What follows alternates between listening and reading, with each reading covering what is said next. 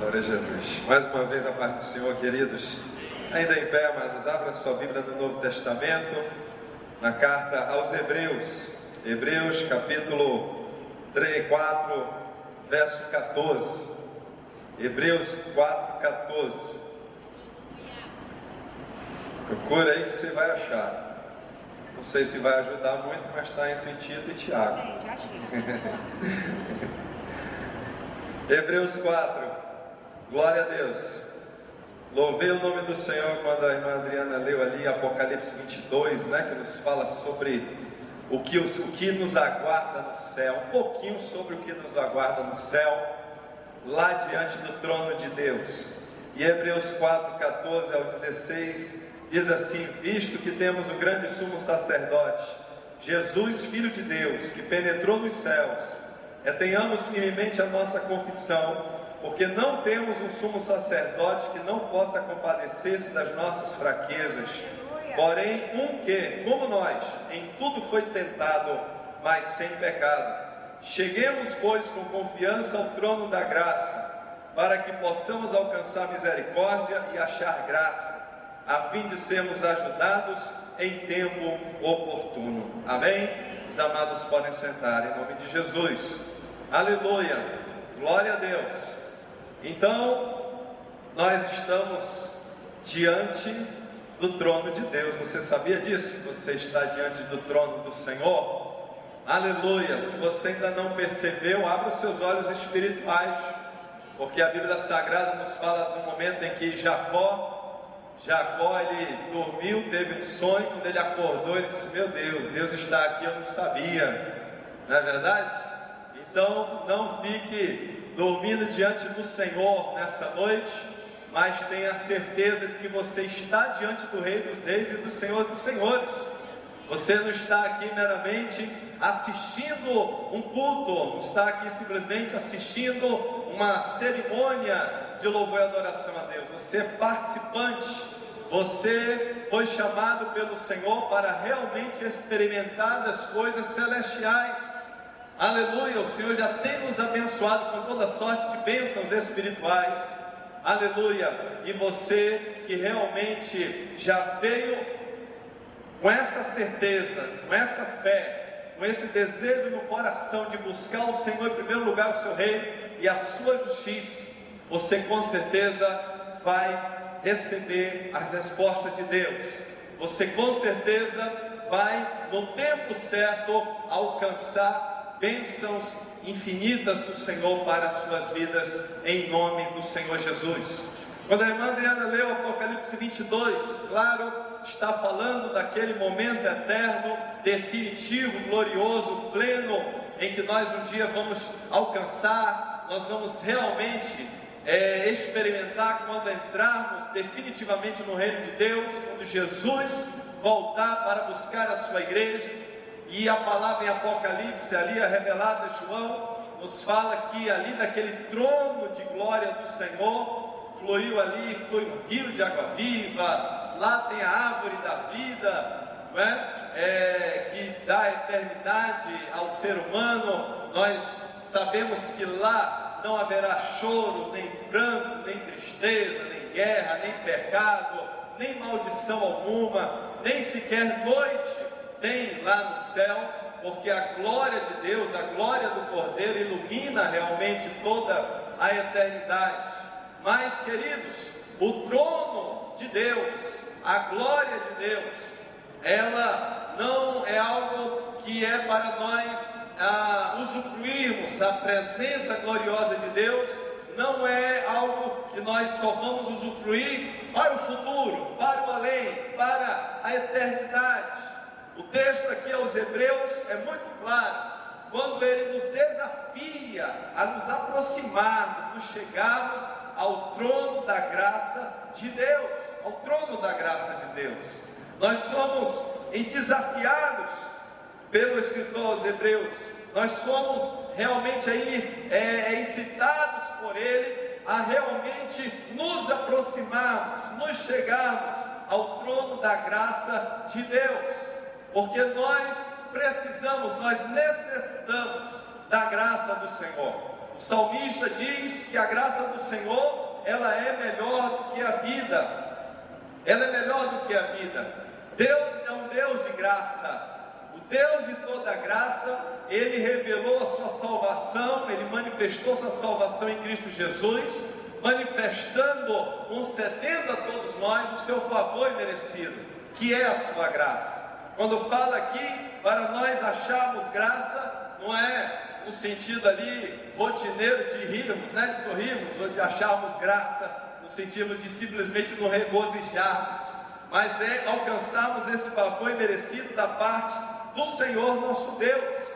Existe uma história ali no Antigo Testamento, logo após o cativeiro de Israel, e quando eles começam a retornar para a sua nação, foram vários grupos que retornaram ali para a nação, e o império que dominava a terra naquela época, que dominava vários outros impérios, era o Império Persa, e o imperador Assuero, também conhecido como Xerxes, ele dominava. E vou resumir aqui a história. Nós encontramos no livro de Esther, no Antigo Testamento, aonde Esther, já como rainha, ela ficou sabendo que o seu povo, o povo de Israel, estava ali diante de uma situação muito difícil, aonde através de uma articulação política ali, o inimigo de Israel, chamado Amã, ele conseguiu conduzir o rei a aprovar um decreto, aonde após um ano, todas as nações, eles iriam ter toda a autorização da parte do rei Assuero, para poder, aonde eles encontrassem um judeu, aonde encontrassem um representante do povo de Deus, do povo de Israel ali na terra, não só ali onde eles estavam, na sede, mas em toda a terra, onde alcançava o Império Persa, o decreto de Assuero chegou, e aonde houvesse um judeu, os outros povos, as outras nações, estavam ali autorizadas a realmente exterminar, matar cada um dos judeus. E diante daquela situação, o tio de Esther, Mardoqueu, ele então faz chegar uma mensagem até a rainha, para que ela pudesse agir e ir diante do rei, para poder fazer uma petição, interceder em prol ali do seu povo. Mas isso não era muito fácil, apesar dela ser a rainha. Nós podemos achar, a esposa, né, rainha e esposa, e nós poderíamos achar, não, é muito fácil, ela é rainha e a esposa, é só ela pegar lá, né, nos aposentos lá e bater o papo lá com o seu maridão e resolver esse problema. Mas a coisa não funcionava assim. Havia algumas regras, algumas normas no modo de vida ali dos persas, que impedia totalmente esse caminho aí informal. Havia necessidade de Esther, ela se apresentar diante do rei, oficialmente, na sala do rei, na sala do trono. E havia uma outra situação que dificultava esse acesso de Esther, que não era ela que simplesmente iria escolher, decidir a hora, o momento em que iria falar com o rei. Havia necessidade do rei chamar. Só poderia se aproximar diante do rei e fazer algum tipo de petição somente se o rei chamasse.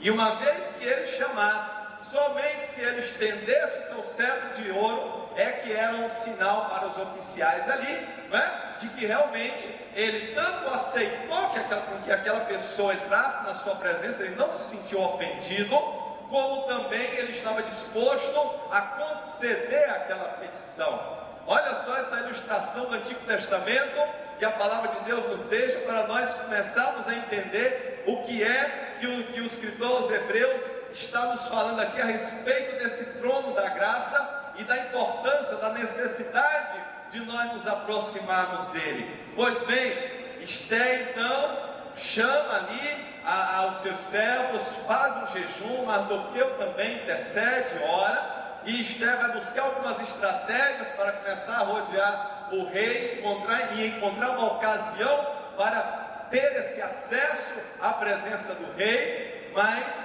ela vai fazendo algumas tentativas, até que finalmente, lá em Esther capítulo 4, a Bíblia Sagrada nos registra ali Esther capítulo 5, que Esther chegou então diante do rei, no verso 2 e 3, e nos diz ali que Esther, ao se apresentar ao rei, aleluia, a Bíblia diz, ela alcançou graça aos seus olhos, e o rei estendeu o seu cetro de ouro para Esther, e lhe perguntou, qual é a tua petição? O que é que tu queres, ó Esther? Louvado seja o nome do Senhor. E a vida de Esther foi poupada, ela que estava disposta até mesmo a morrer por aquela causa, né? Ela no início estava ali quietinha na dela, mas Mardoqueu falou ali umas palavras bem duras ali para ela, de que realmente se ela não fosse instrumento nas mãos de Deus,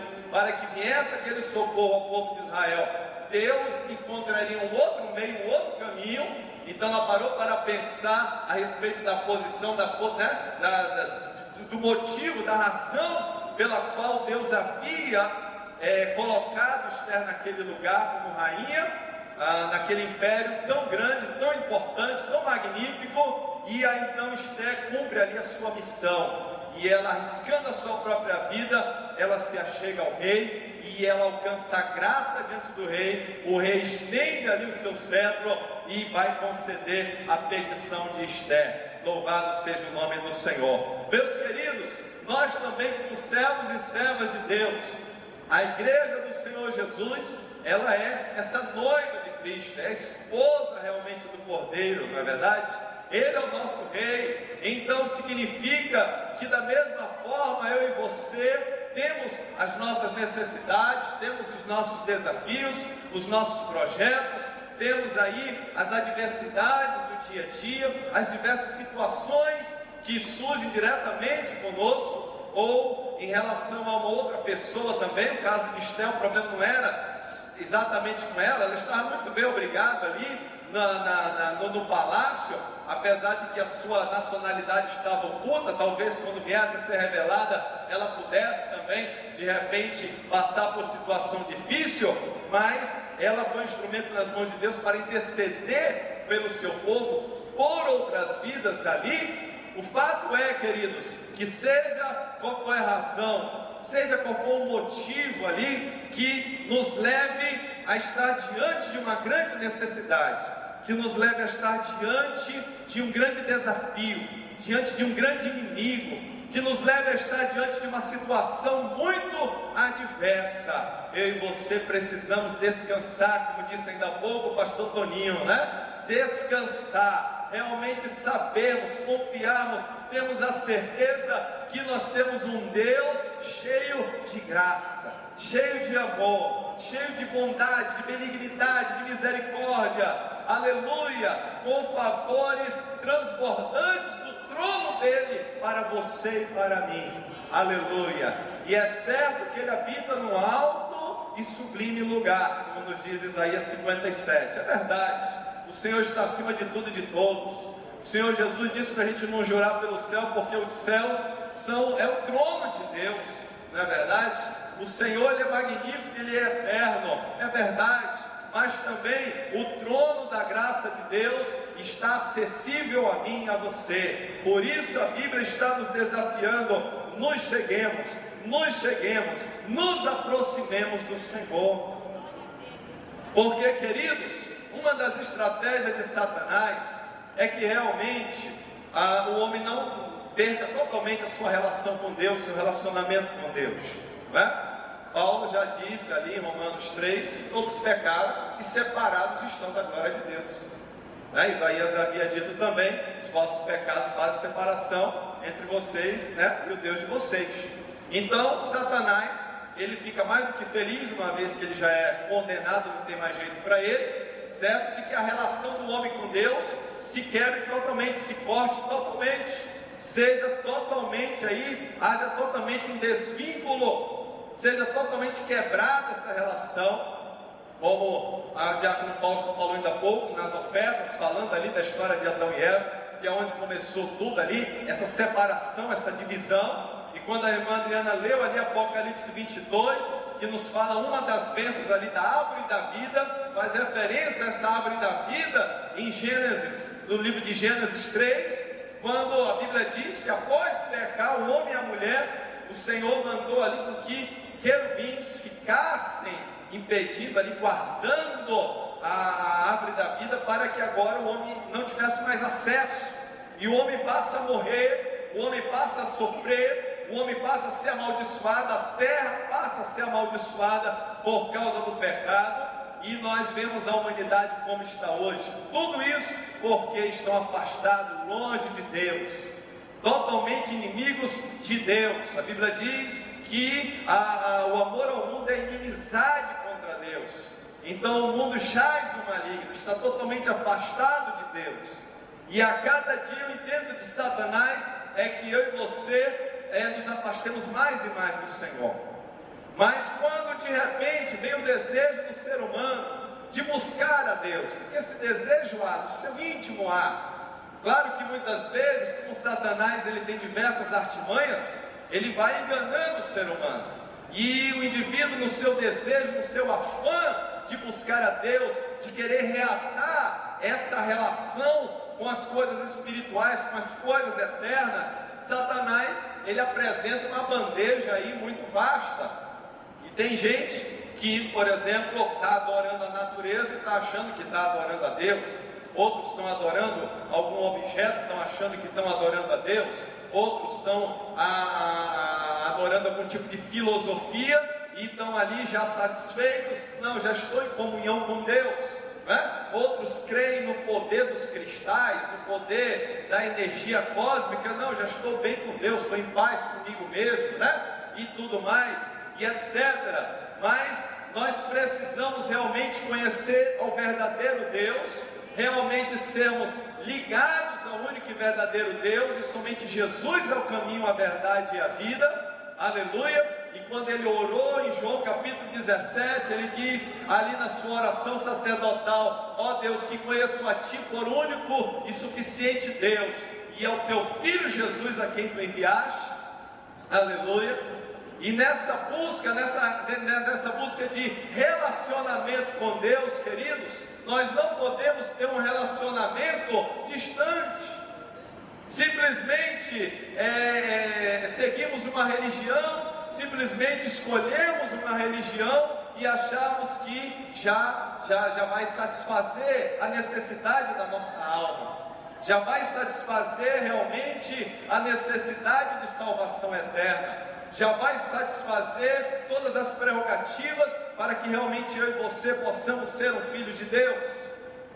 Quando a Bíblia nos diz aqui, nos acheguemos ao trono da graça, significa rompermos realmente barreiras, rompermos medo, rompermos a dúvida, rompermos a incredulidade, rompermos o nosso comodismo, rompermos a vida de prática de pecado, rompermos a hipocrisia, a nossa falsidade, a nossa superficialidade religiosa, e realmente nos aproximarmos, nos achegarmos ao trono da graça do Senhor. Aleluia. Para que, queridos, nós possamos achar graça, possamos achar a misericórdia do Senhor, temos que nos achegar. E aí você me pergunta: pastor, mas como que eu tenho que me achegar então? Fala um pouquinho de como, na prática, o que é que nós temos que fazer para nos achegar. A palavra é muito clara. Em primeiro lugar, ele nos diz para nos chegarmos com confiança, quando ele nos diz aí que realmente temos que nos acheguemos com confiança, no capítulo 4, verso 16. Essa confiança nos fala de ousadia, nos fala de intrepidez. Esther não poderia, naquele momento de se achegar ao rei Assuero, estar ali cheio de receio, cheio de dúvidas. O Senhor, Ele espera em nós uma atitude de ousadia, de confiança. Essa ousadia e confiança não é uma desconsideração para com o nosso Deus, porque nós temos que servir a Deus com temor e com tremor. Não é que eu vou entrar na presença de Deus achando realmente que eu entro na presença de Deus como eu entro na presença de qualquer um, qualquer hora, qualquer instante.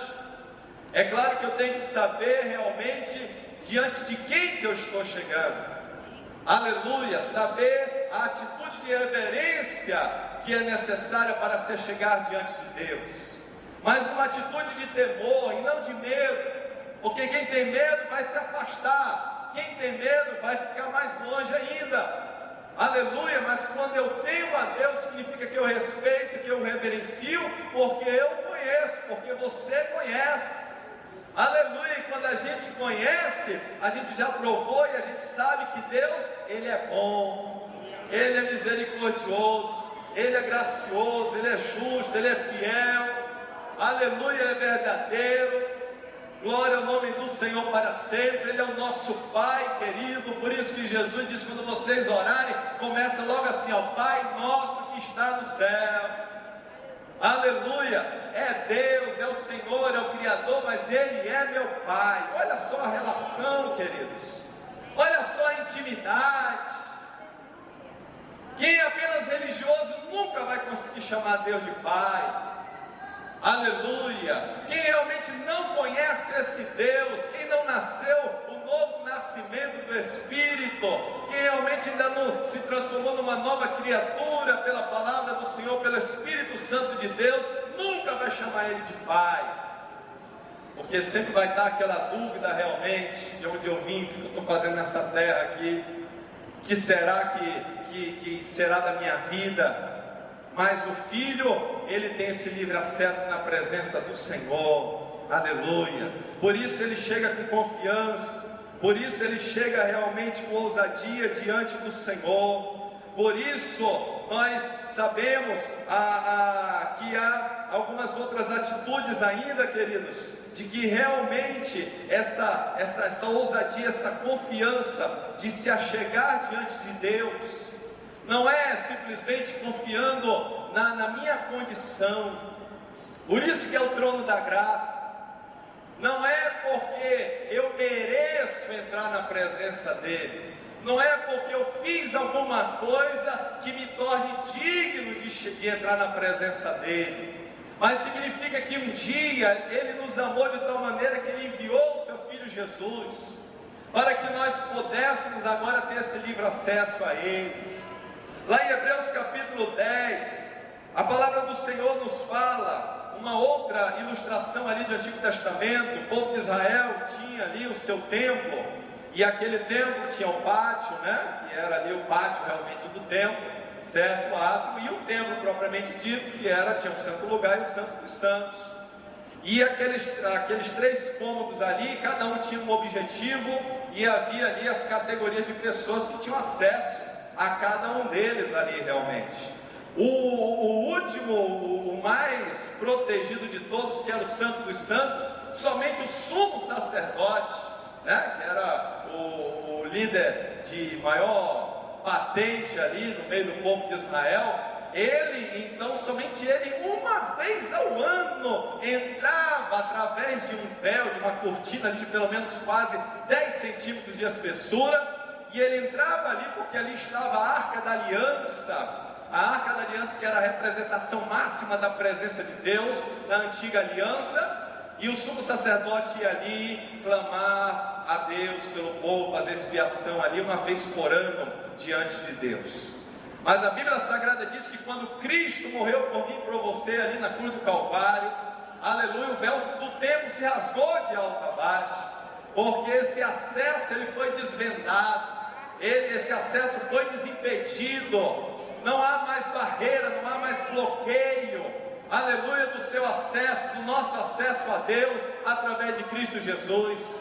E aí o escritor aos Hebreus, trazendo em memória essa ilustração, ele diz para mim e para você no capítulo 10, verso 19 de Hebreus, que nós temos que ter ousadia para entrar no santuário, coragem para entrar no santuário, para nos achegarmos ao trono da graça, não mais com medo, com temor de que se nós olhássemos ali a Arca da Aliança, nós iríamos ser fulminados. Não, mas agora nós sabemos que, achegando-nos a Deus, nós seremos salvos, seremos ajudados em tempo oportuno, aleluia.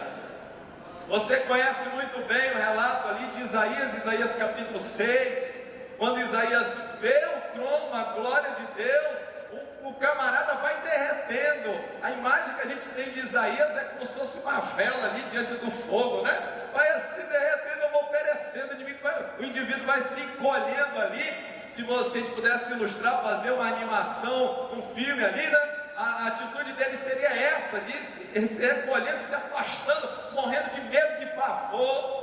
E o Senhor estende ali a sua graça sobre ele, e Isaías se levanta, se põe de pé, e pôde então dizer: eis-me aqui, Senhor, me envia. O que é isso? É a graça de Deus, um Deus que é temido sim, que é reverenciado sim, que é Deus eternamente, mas que é acessível a mim e a você. Aleluia. Que eu e você podemos ter um relacionamento pessoal, íntimo, verdadeiro com Ele. Ele não é uma força cósmica, Ele não é uma energia cósmica. Aleluia, glória ao nome do Senhor. É um Deus vivo e verdadeiro, um Deus pessoal. Aleluia, que teve o prazer de chamar Abraão de seu amigo, ter uma relação de amizade, né? Dizem que ontem foi o dia do amigo, aí alguém inventou o dia do amigo, não é? Mas Deus já havia inventado esse dia muito antes, não é verdade? Aleluia, chamava Abraão de amigo. Jesus diz em João capítulo 15, dizendo: eu não chamo vocês mais meus servos, mas eu chamo vocês de meus amigos, porque vocês estão sabendo o que eu estou fazendo. Eu vou revelar tudo a vocês a respeito da vontade do Pai. Louvado seja o nome do Senhor. Glória a Deus. Mas também Hebreus, queridos, nos fala de uma outra atitude para chegarmos ao trono da graça. Diz aqui o verso 22, temos que nos achegar com verdadeiro coração. Nós não podemos chegar diante de Deus com segundas intenções. Poder até vai poder, né? Mas não deveríamos, não é verdade? Não é uma atitude correta para nos achegarmos diante de Deus. Nos achegarmos diante de Deus com falsidade, com hipocrisia, com duplos interesses. O Senhor quer sinceridade, o Senhor quer integridade. João capítulo 4 diz que o Senhor está buscando verdadeiros adoradores que o adorem em espírito e em verdade. Jeremias 29, 13, o profeta diz: olha, vocês vão me buscar e vocês vão me achar. Sabe quando? Quando me buscar de todo o vosso coração. Aleluia.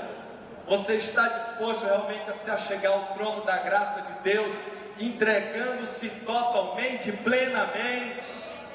Aleluia. Quando você realmente se achega a Deus plenamente, você experimenta plenamente de Deus. Mas tem gente que quer Deus só em algumas áreas da sua vida, né? Quer que Deus entre ali nas finanças, mas não quer que Deus entre na família. Quer que Deus entre na família, mas não quer que Deus entre nos sentimentos, nas emoções. Ou quer que Deus entre nos sentimentos, mas não quer que Deus entre lá realmente ali no seu entendimento, na sua compreensão. Aleluia. Cheguemos a Deus com toda inteireza de coração, com toda a nossa sinceridade, com toda a nossa integridade. Aleluia. Quando Jesus fala ali aos fariseus, aos saduceus, a respeito do grande mandamento, e ele fala ali: amarás o Senhor teu Deus de todo o teu coração, de toda a tua alma, de toda a tua força, de todo o teu entendimento. Aleluia. Deus quer você integralmente, quer você inteiramente. Ele não quer entrar em apenas algumas áreas da sua vida. Pastor, eu estou feliz, satisfeito se hoje Jesus me curar, resolver aquele problema judicial para mim. Querido, Ele pode fazer isso, mas aí você vai estar se achegando só ao trono da misericórdia de Deus, né?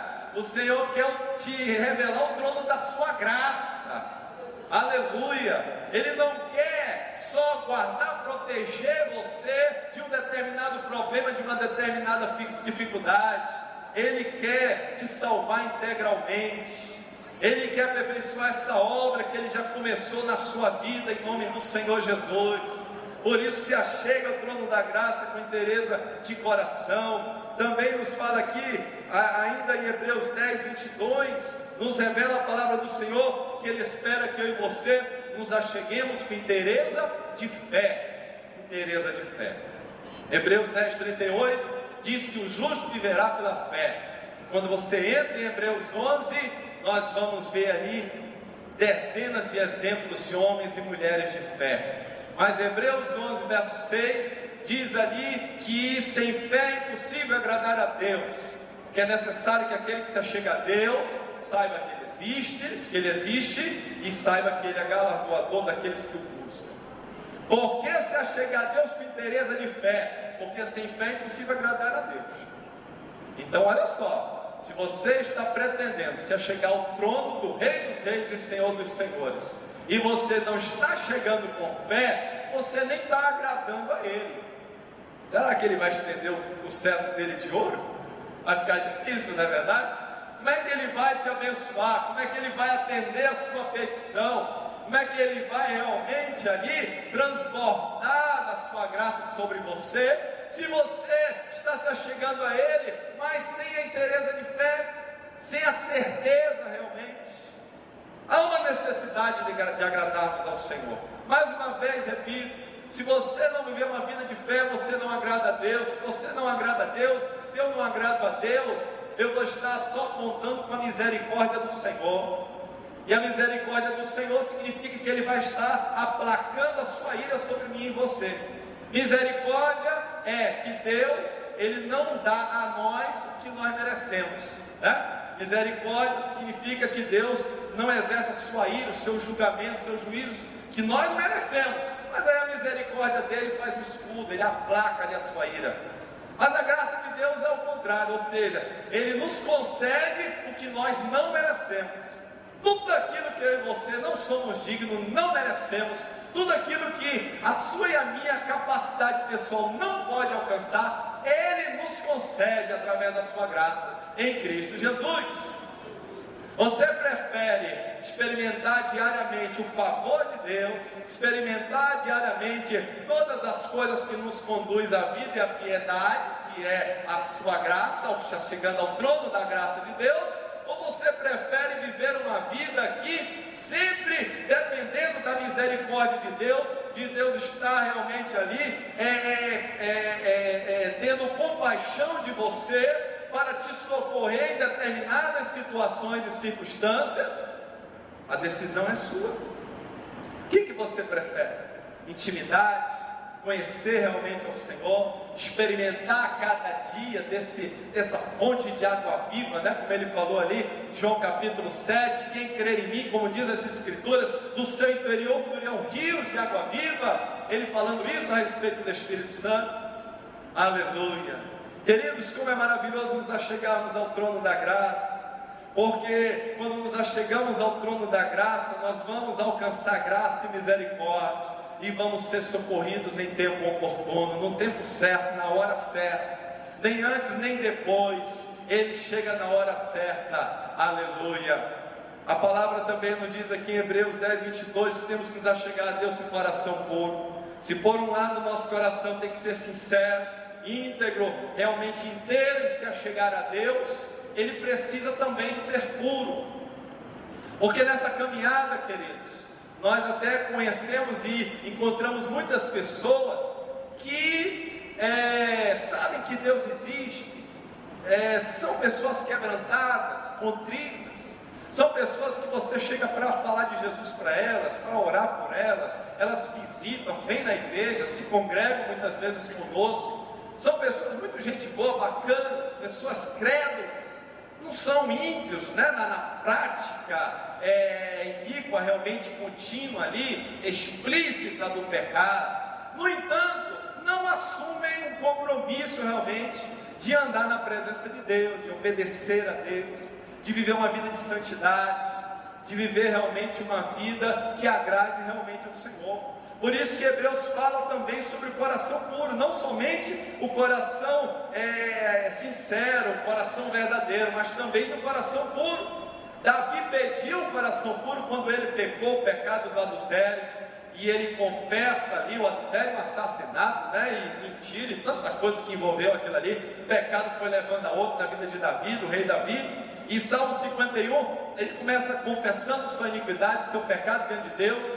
E no verso 10 ele diz: Senhor, cria em mim um coração puro, renova-me um espírito reto, louvado seja Deus. Davi até diz assim, ele fala assim: olha, Senhor, se tu quisesse sacrifício, eu iria fazer um grande sacrifício, ia fazer uma grande oferenda, mas o Senhor não quer isso. O Senhor quer um coração contrito diante de ti.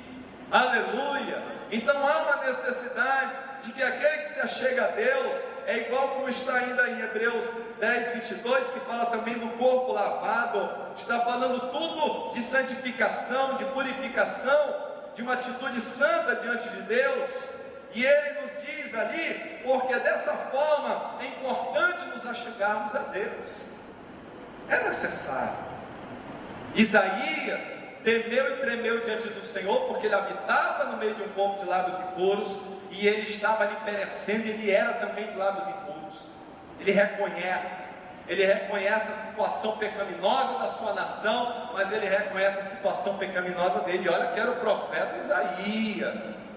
Se você ler ali, você vê que essa história está em Isaías 6. Muita coisa aconteceu lá nos 5 primeiros capítulos, e ele estava já profetizando, e já estava anunciando a palavra de Deus ali no tempo do rei Uzias. Mas na hora que morre o rei Uzias, ele tem a visão do trono, ele vê a necessidade de mudar de atitude, de ter um coração puro agora diante de Deus.